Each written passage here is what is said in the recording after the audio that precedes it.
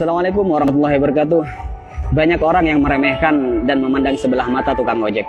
Tapi saya santai saja, karena hidup ini memang tidak pernah lepas dari komentar orang lain.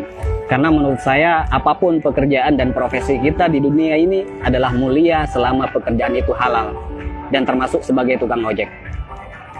Menurut saya, ojek adalah pekerjaan yang membuat kita menjadi lebih tenang, santai, bebas, dan leluasa.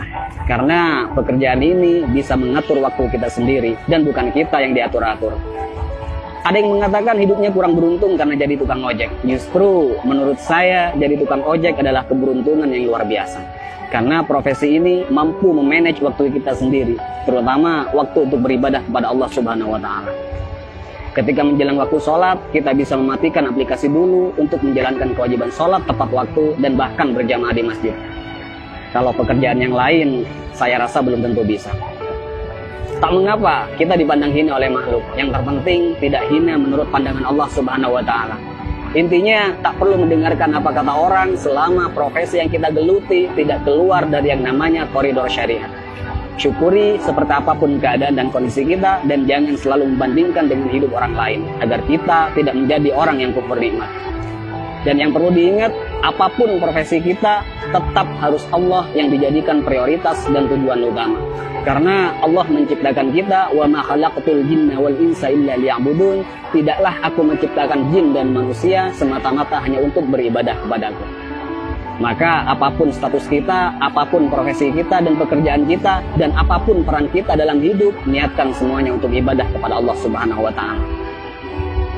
Ada sedikit motivasi dari saya, semoga bermanfaat. Bismillahirrahmanirrahim. Banyak orang kaya gelisah dengan kekayaannya dan hitung-hitungan dalam bersedekah, bahkan bersifat pelit dan kikir.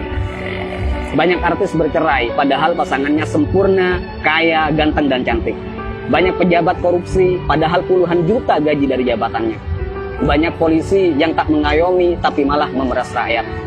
Ada yang mengatasnamakan perjuangan, malah menilap dana bos. Banyak pembisnis sukses, tapi tidak jujur. Banyak yang masih bergelut dengan riba, hanya untuk gaya hidup. Ada yang menguasai banyak ilmu agama, tapi gemar bermaksiat dan tak mengamalkan ilmunya. Ada yang gemar berdakwah, tapi tak mampu mendakwahi dirinya sendiri. Ada yang suka minum khamr, narkoba, dan berzinah dengan alasan kesenangan. Ada yang sudah berkeluarga dan bahkan punya anak merasa kurang tentram, seolah jauh dari kata sakinah, mawaddah, warahmah. Ada atasan yang suka menyunat uang bawahannya. Ada seorang guru atau karyawan yang suka korupsi dan bahkan korupsi waktu. Ada yang punya proyek dan tidak jujur dengan proyeknya. Banyak dokter, perawat, dan bidan yang tidak lemah lembut, tidak jujur, dan bahkan terkadang tidak memanusiakan pasiennya. Ada yang sibuk mencari dunia sampai lupa pada Tuhannya dan lalai dalam sholatnya.